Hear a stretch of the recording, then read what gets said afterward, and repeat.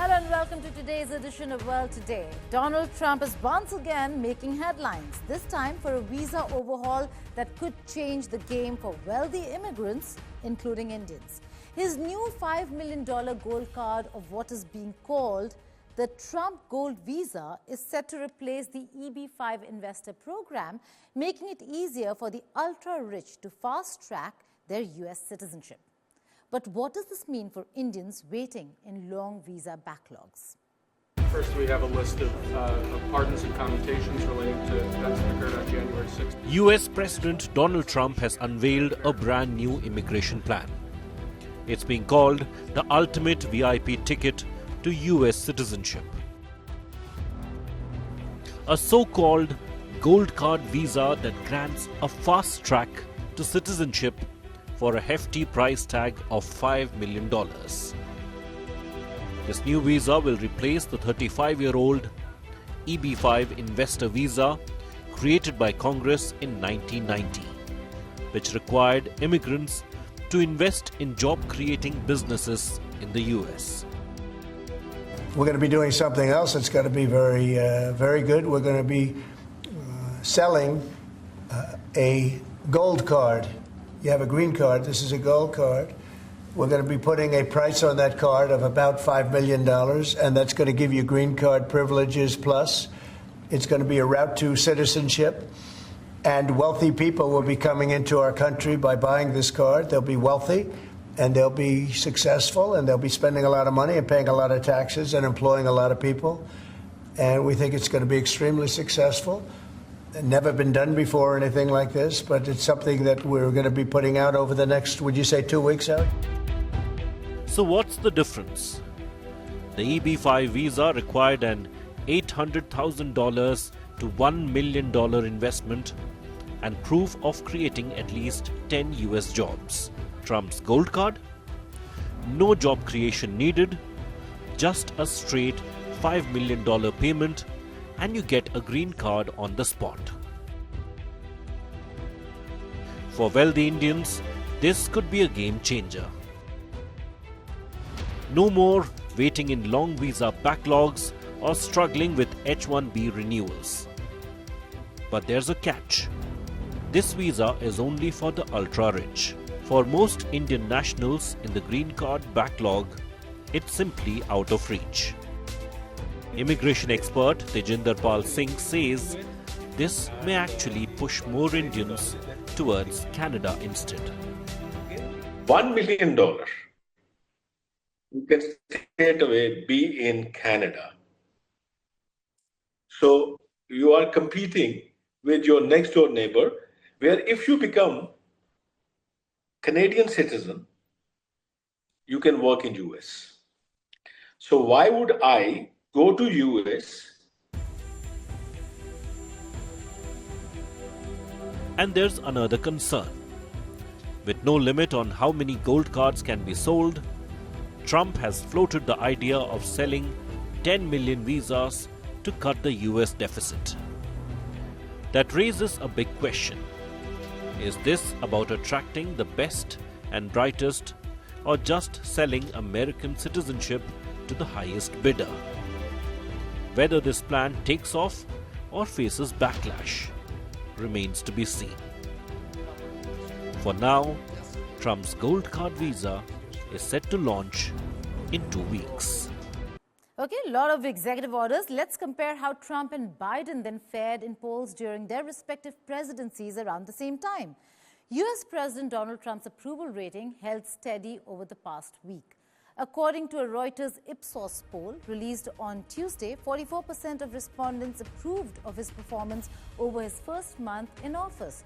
The survey found that Americans' attitudes toward Trump were essentially unchanged as he fired tens of thousands of federal workers and upended the U.S. approach to Russia-Ukraine war.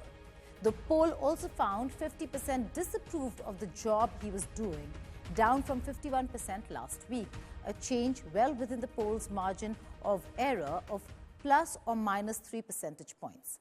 Public approval of Trump's job performance so far has remained higher than it was for most part of his 2017-2021 first term in office and higher than his predecessor, Joe Biden, enjoyed during his four-year term. The poll of 1,029 U.S. adults conducted online on Friday through Sunday also found that 50% of respondents supported Trump's approach on immigration, up from 47% last week. Another 42% said they did not support his immigration policy. Now, shifting focus to another very important news coming in from the United States of America. Can consumers really make Wall Street feel the squeeze? A viral protest is urging Americans to shut their wallets for 24 hours on the 28th of February to take a stand against corporate greed. But will this economic blackout move the needle or fade as just another hashtag?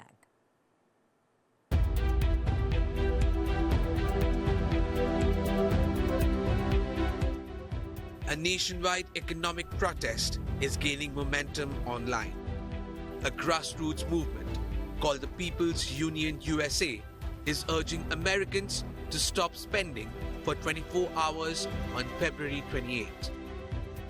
No shopping, no fast food, no gas. Their message: hit corporations where it hurts, their profits.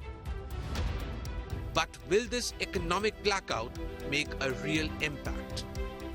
From TikTok to Instagram, the February 28th economic blackout is gaining traction. The movement, spearheaded by activist John Squaws, known online as the one called Jay, is calling for a complete halt in spending for one day. The goal? To push back against rising prices, corporate greed, and billionaire tax breaks. Big corporations like Walmart, Target, and McDonald's are key targets of the protest. Some online supporters are calling for boycotts of companies that recently ended diversity, equity, and inclusion programs after a Trump executive order. But at its core, organizers say the blackout is about economic justice. A one-day boycott may not shake the stock market, but if enough people participate, it sends a clear message to corporations that consumers are fed up. With inflation squeezing wallets, many Americans are voicing frustration over rising costs. Supporters of the movement say even a single day of collective action could prove that consumers have power. The question now is, will enough people take part to make a dent? So, will February 28 be a wake-up call for corporate America or just a social media trend? That answer depends on whether Americans are willing to keep their wallets closed. The acrimonious approach of U.S. President Donald Trump and his ambition to make Canada the 51st state of the United States of America has not only been a matter of debate in the upcoming Canadian elections, but also has earned the ire of the Canadians themselves.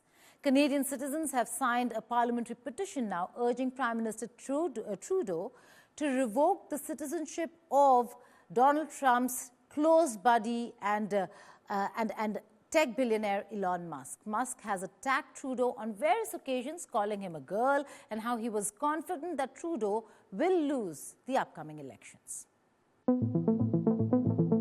250,000 Canadian citizens and residents have signed a parliamentary petition urging Canada to revoke Elon Musk's citizenship and passport. Musk has been associated with the US President Donald Trump, who has proposed annexing the country as the 51st state of the United States. Musk is a citizen of South Africa, Canada, and the US. The petition to revoke Musk's citizenship has been addressed to the Canadian Prime Minister Justin Trudeau. Musk was born in Pretoria, South Africa, and had previously obtained a Canadian passport as a teenager through his mother, who was born in Canada. He later got US citizenship after arriving in the US on a student visa. The petition to revoke Musk's citizenship is open until June 20th, 2025, after which the clerk of petitions will have to certify that at least 500 of its signatures are legitimate. Then it must wait until a new session of Parliament opens before it can be presented to the House of Commons for debate. A 2014 law called the Strengthening Canadian Citizenship Act previously included provisions to revoke citizenship if a dual national Canadian was convicted of national security offences. Trudeau had promised to repeal the law when he ran for Prime Minister. By 2017, the denaturalization provisions were removed and a new law renationalized any Canadian stripped of their citizenship on national security grounds. But with an acrimonious relationship between Trudeau and Musk, the Canadian Prime Minister's decision to revoke denationalization has backfired. Will the petitions strip Musk of his Canadian citizenship? India's neighborhood is in trouble on the eastern and the western front. Pakistan's ambitious plan to turn Gwadar into a global trade hub is facing yet another major setback. The highly anticipated new Gwadar International Airport, funded by China and envisioned as a key piece of the China-Pakistan Economic Corridor, which also is a part of the Belt and Road Initiative, was supposed to be operational by 2023. But 2 years on, it is still far from being operational in the restive region of Balochistan. Delays, cost overruns and political tensions have turned what was supposed to be a symbol of economic progress for Pakistan into a cautionary tale.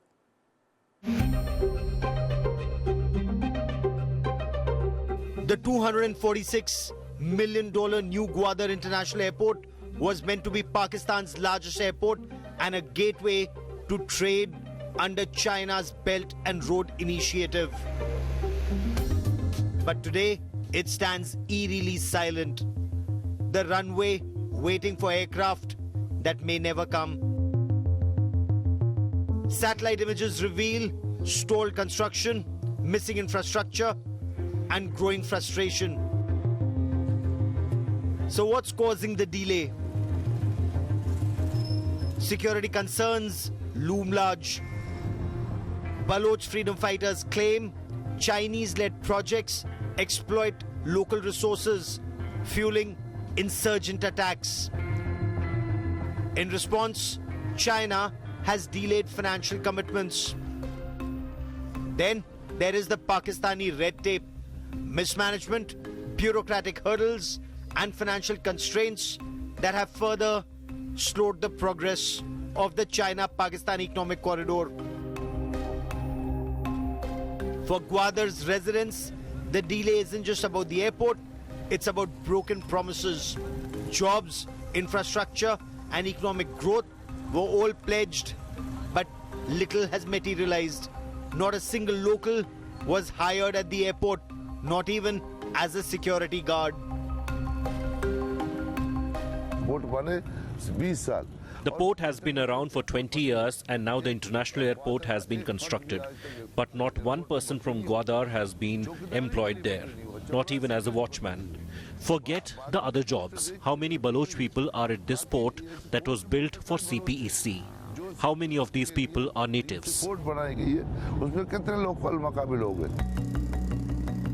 Basic necessities like water and electricity remain scarce, sparking protests. Many question whether Gwadar's development benefits locals or just the Chinese investors. The delay raises bigger concerns about the China-Pakistan relations and the sustainability of the China-Pakistan Economic Corridor. Beijing has invested over $60 billion in Pakistan, but economic instability has led China to rethink its priorities. Some believe the airport isn't for Pakistan, but for China to secure direct access to Balochistan.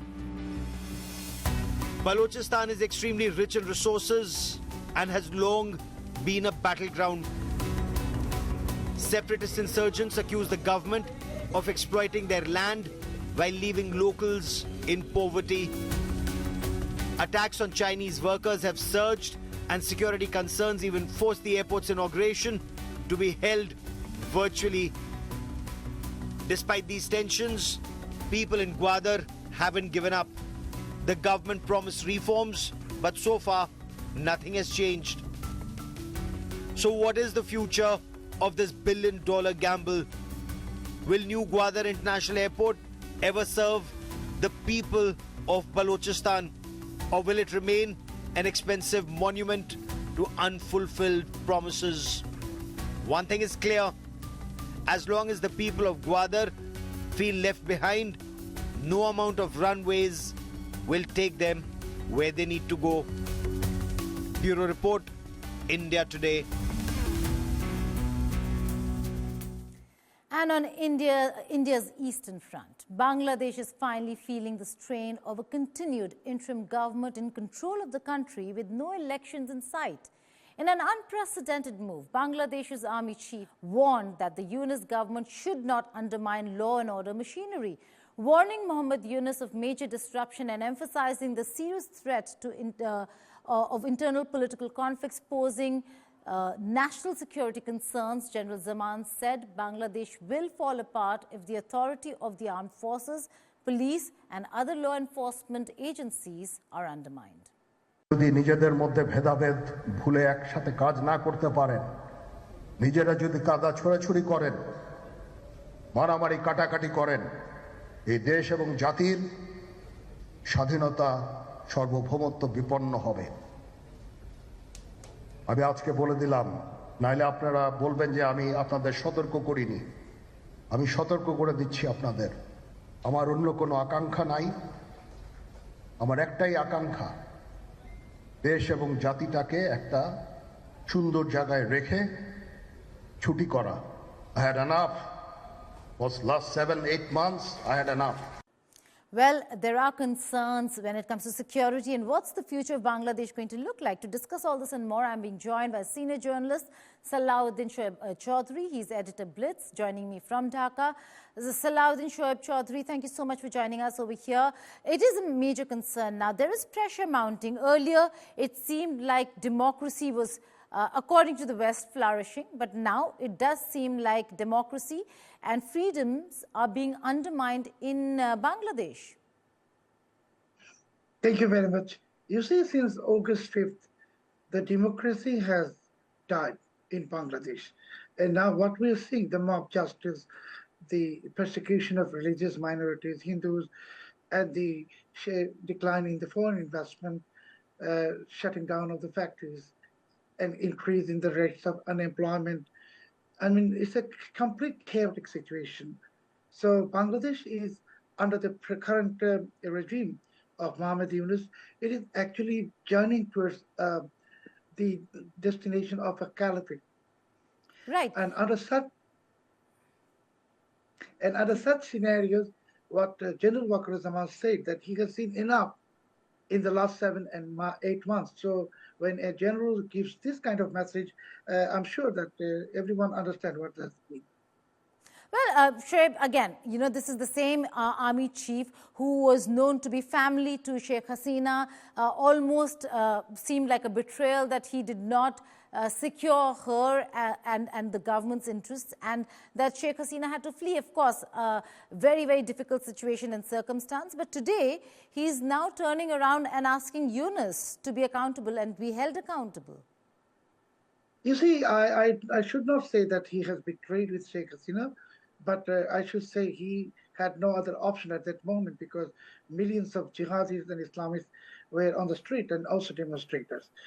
But he hoped that with this, you know, so-called global image, he hoped that he will organize an election within maximum 18 months from that August 2024. And now more than 7 months has passed. There is no sign of any election. In fact, Yunus is trying to prolong the election and push it to a certain uncertain timing. I mean, maybe 27, 2028, something like this. So under such situation, as I said, the country is collapsing. Economy has completely collapsed. And there is no law and order in the country. Absolutely no law and order. So as the chief of the army, he also understands that such situation, which is also causing some security threat to our largest neighbor, India. So maybe for that reason, and the Pakistan is increasing activities in this country. I mean, when I say Pakistan, is in Pakistani army and Pakistani ISI. So these are very bad sign for the sovereignty of my country and independence. And Pakistanis are openly saying that they are looking for reuniting Bangladesh, Right. reuniting. So Now under such that's a situation, real concern because a lot of people don't understand what's happening in Bangladesh, the kind of influence that we're seeing of Pakistan now in Bangladesh, and the fact that with the change in government in the United States of America, Trump coming in, it does seem like things are going to get difficult for Yunus, but Pakistan is trying to make hay while the sun shines. yes, Pakistan is clearly trying to turn Bangladesh into, again, to the previous identity of East Pakistan. So this is Bangladesh Army. This is not Pakistan Army. And for Bangladesh Army, it is their responsibility now to save the country from the evil clutches of Pakistanis. And I can only tell you that people are anticipating, speculating coup, whatever. But I don't think there will be a coup. But army will act for protecting our sovereignty, and for that cause, they will have to take some stern measures, maybe. Right. You're saying that you don't think there's going to be a coup because it does seem like the general was very clear that Yunus better get his act together, hold elections, or else the army is going to step in. So what's the option for the army over here? What's the option for Bangladesh? This is actually why I am not calling a coup, because Yunus is on the side of Pakistanis, and he is actually a foreign mercenary. And our army, and we Bengalis, our army represents us. So you can call it war, a war to protect our sovereignty. And Okay, this semantics is a war. over here. This is a war, not coup. So I'm sure that our army, I wish all the success to our army, and they will be successful, and soon my country will be liberated from these mercenaries. Okay, just briefly, will Awami League be able to fight elections, or is it just going to be BNP and then a boycott by Awami League, as was the case when Awami League was fighting elections and BNP boycotted because there was no interim government? Geeta, our chief of army staff has clearly mentioned inclusive. He wants an inclusive election.